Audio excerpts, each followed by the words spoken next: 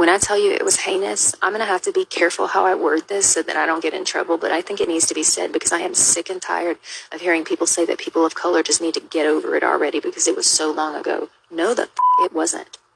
My father remembers his father raising hunting dogs that he would rent out on the weekend for hunting parties, only these weren't regular hunting parties. These big bubbas would set up these almost lemonade type stands during the week and sell these little cards for like, I don't know, a nickel, 25 cents. They were person of color hunting licenses. And everyone who bought one during the week, they would gather together on the weekend with all their trucks and they would round up as many people of color in the surrounding areas as they could find, turn them loose in the woods and set the dogs after them. There are people alive today whose family were hunted down in the woods by dogs. And they raised their children to have a well-earned distrust of white people and of police officers.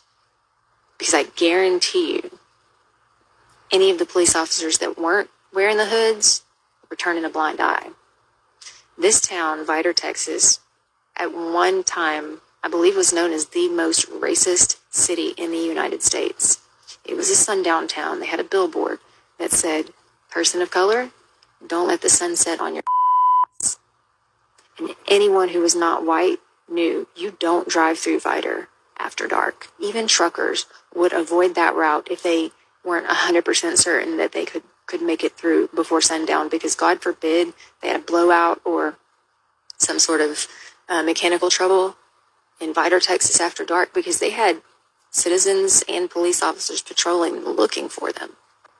If you were in Vidor, Texas after dark and you were not white, you probably wouldn't be seen again, or at least you wouldn't be seen in one piece.